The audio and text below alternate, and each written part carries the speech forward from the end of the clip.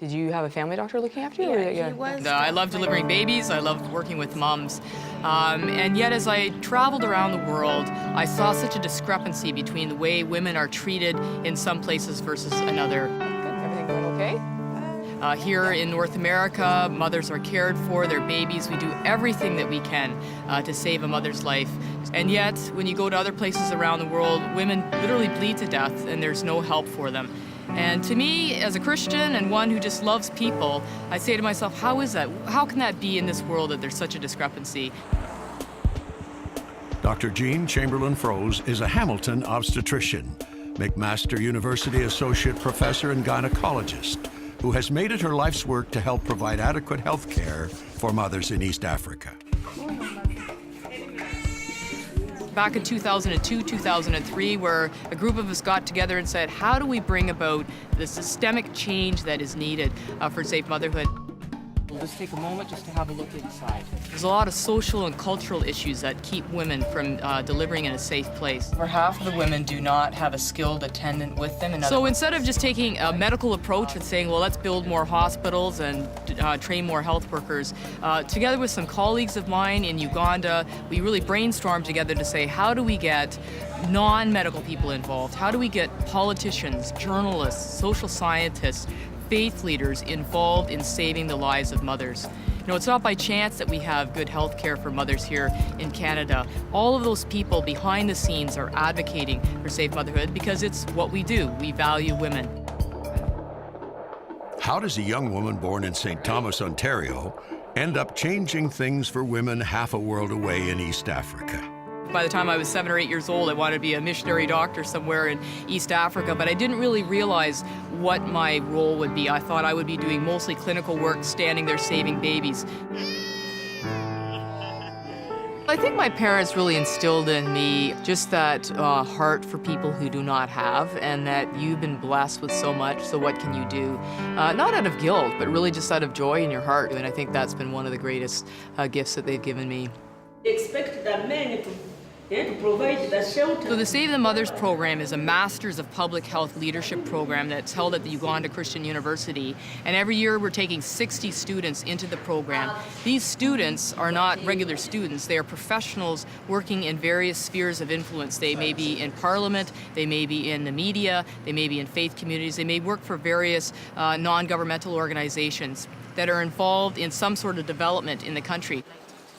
Roughly 200 East African professionals have graduated from the program, each in turn influencing at least 1,000 others in their sphere.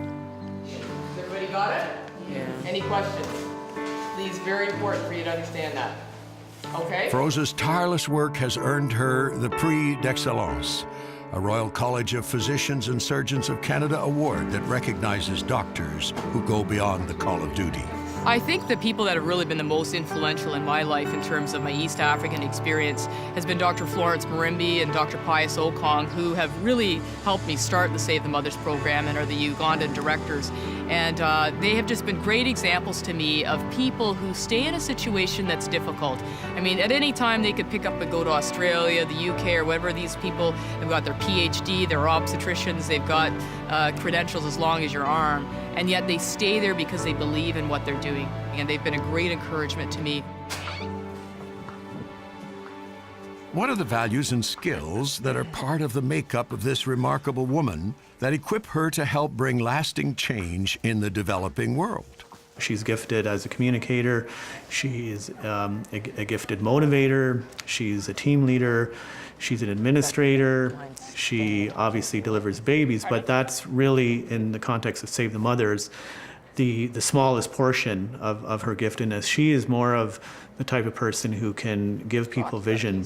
And I always say the currency that Jean deals with is the vision casting currency. She really brings a lot of people and a lot of different things together. So what's the consensus? Is there any way that Jean's Canadian upbringing has helped shape her work in Africa?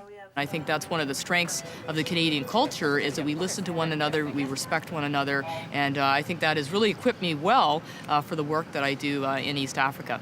One day, do you want to be a midwife or a doctor?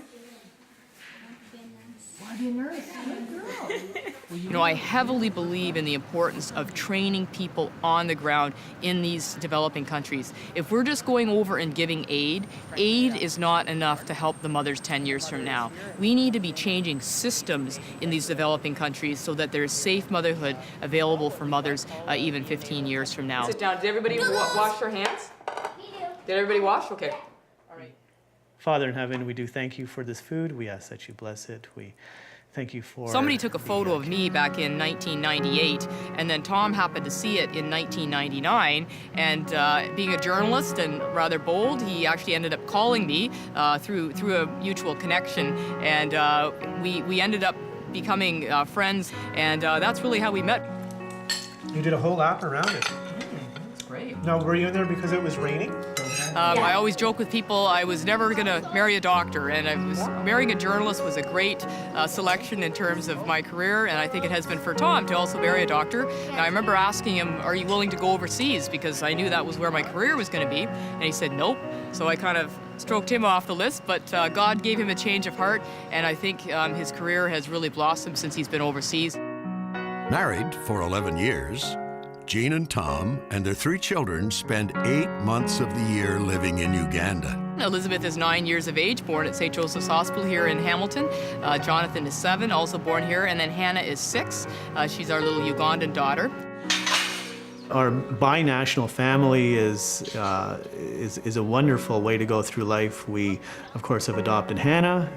We were looking to adopt a girl, and we thought if we would adopt sometime, we would name this girl Hannah. And as it turns out, when we were at an orphanage, this little girl came up to us and approached us, and I asked, who is this little girl, what's her name? And we were told, well, her name is Hannah. And the reason we originally even were attracted to the name is because Hannah Laura is the name of my late mother. So there was a real sense of Hannah being meant to come into our family.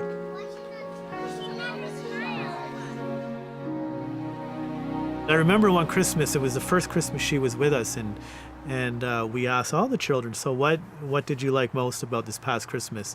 Not only in terms of toys, but just what did you like the most? And usually with kids, of course, it is, well, I liked getting this or I liked getting that.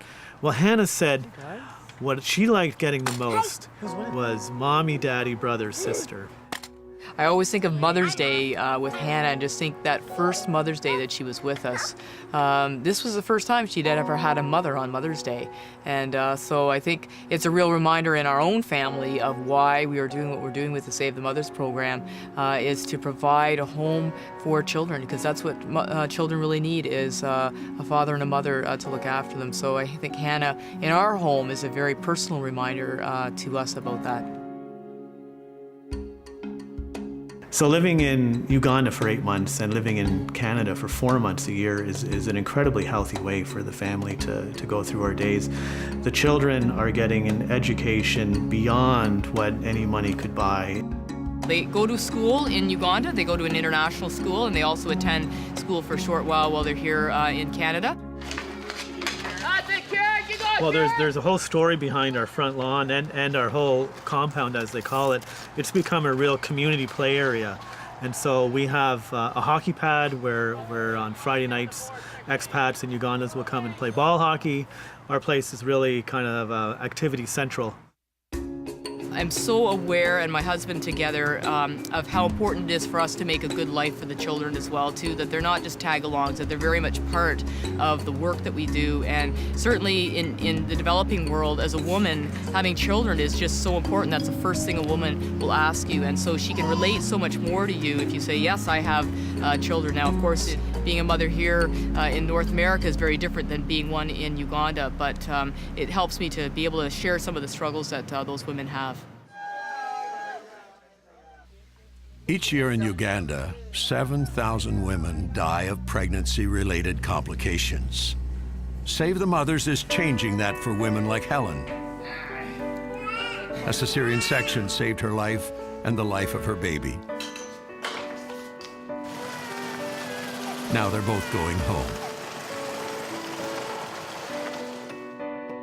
Well, I think the center line for me is understanding who I am before God, that I'm a person that He has created, that He loves, that He has a purpose for my life. And I think that has really just given me the courage, even in situations that are difficult, to say, you know what, this is what God has called me to do. And it's been fantastic to see the work overseas developing. Sometimes you feel like there's this wind behind you, pushing you and showing you the right direction, because quite frankly, it's a new area. Safe motherhood, we don't know all the solutions yet. Talked about a wise man uses his words carefully. I think the challenges to reaching the goal of no mother or child should die from pregnancy-related complications is really to bring the swell of people who are engaged in safe motherhood to a critical mass in the developing world, so that there's a change in expectation that no mother or child should die. But we look at the developing world and we see a child who loses its mother under the age of 5. That child is 5 times more likely to die of something than a child who has a mother. And that really cemented to me how important it is to have mothers who are alive and who are healthy to look after their children. And that's what's going to make the next generation. Those young children are the future generation of any country. And I think having seen the program now for 7 years and seeing these East African professionals themselves impacting their own society, that there couldn't be a greater feeling than to seeing the people that you've trained actually going out and doing what you have encouraged them to do.